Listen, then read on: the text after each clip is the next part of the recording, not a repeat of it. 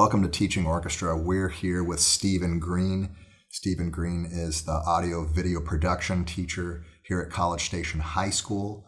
He's also former Teacher of the Year. He does an excellent job with his students in his class. Their productions are fantastic, and I thought I'd bring him in for an interview to get us some tips on how to record our orchestra concerts.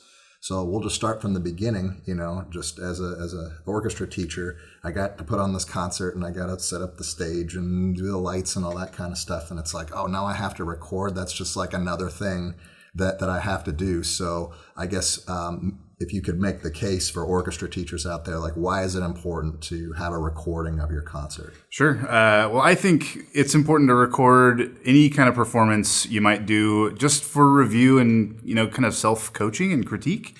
That's probably the biggest reason that anybody might need to do this, other than obviously the desire to show it off to family or friends of those who are performing, and just have a document of it as well.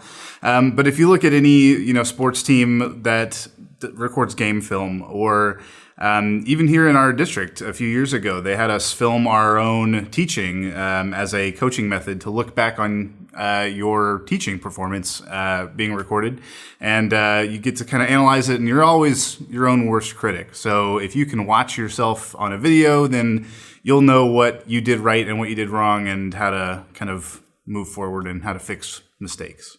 Yeah, I absolutely agree. And at the same time, some of the mistakes that are on stage that just feel so intense at the time, the next day you listen to it and you're like, well, that wasn't so bad. Absolutely. So you get both. You get the critical nature of it and say, well, we could have done this better. But then on the other hand, when something goes wrong that never has gone wrong before, we say, well, it wasn't a complete disaster. Sure.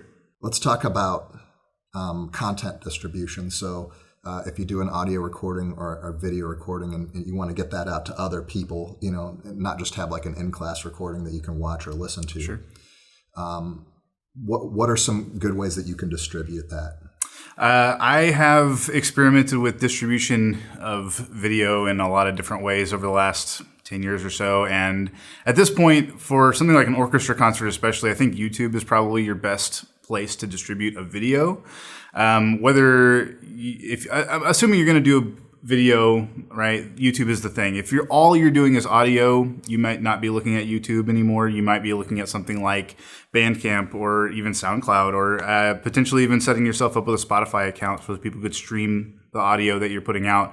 Bandcamp seems to be a more common thing these days than something like SoundCloud. But for video content especially, you have a million options, it feels like, these days, right? You've got all the social media platforms. You've got YouTube and Instagram and TikTok and all these things. But for something that is as long as an orchestra concert, then you're probably looking at YouTube as your best bet. It's also really easy to set up like a private or unlisted version of that video on YouTube if you don't want it just free to the public. Whereas on Instagram and TikTok, they are kind of opening up their restrictions on time and duration of your videos. But you could certainly do like one song or something at a time on one of those platforms. Eventually you can get up to like 10 minutes. I think TikTok is about to do that kind of thing. And if you want to meet the students where they are and have the students watching your content, Instagram and TikTok might be worth your time.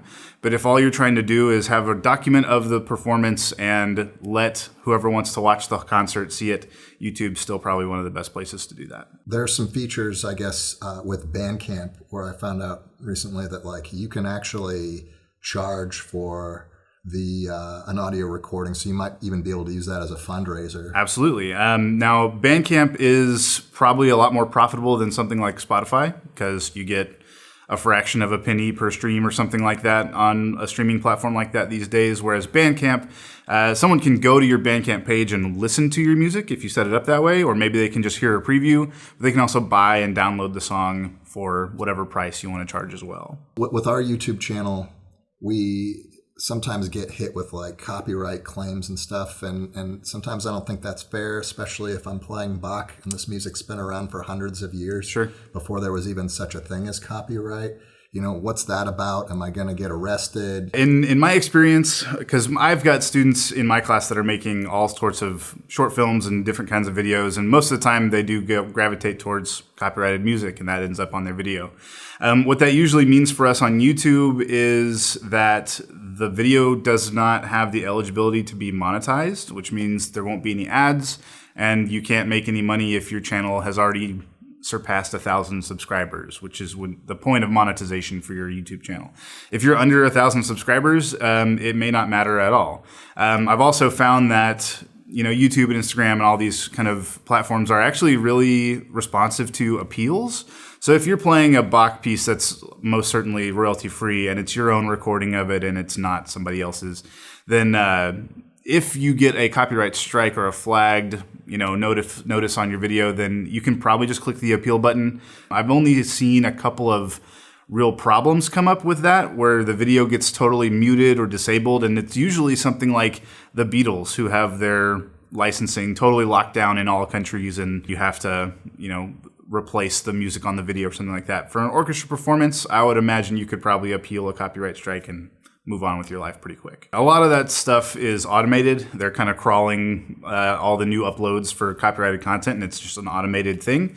If somebody actually actively clicks to report your video, then it becomes like a strike on your channel, and it's a little bit more of a big deal if you get 3 strikes or more or something like that. But for the automated stuff, you can appeal it, and it's a pretty quick process. So as far as like building a following and trying to get people to watch your videos, what's a good strategy for the way you release content and kind of the format? Well, if you are on a mission to grow an audience on a social media platform or even a YouTube following, what I have found to be the most clear path to success is to consistently release content, whatever that content is. And if you're an orchestra program, it may be more beneficial to break your concerts into smaller pieces and release one song at a time. And that's one post or that's one video upload. And you can kind of, get on a weekly schedule or a monthly schedule and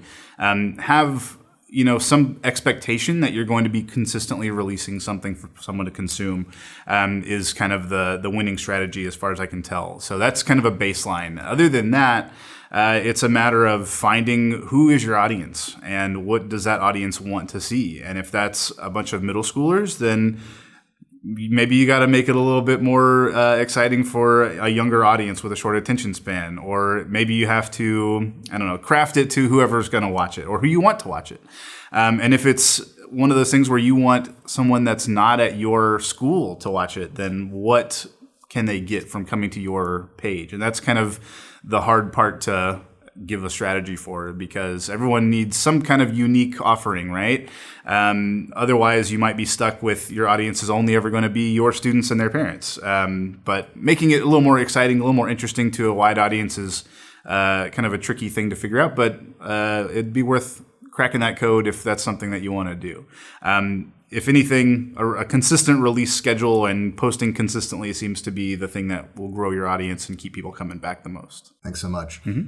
In the next video, we're going to talk specifically about audio and get some tips and tricks on how to make your audio good for your orchestra concert. We'll see you in the next segment.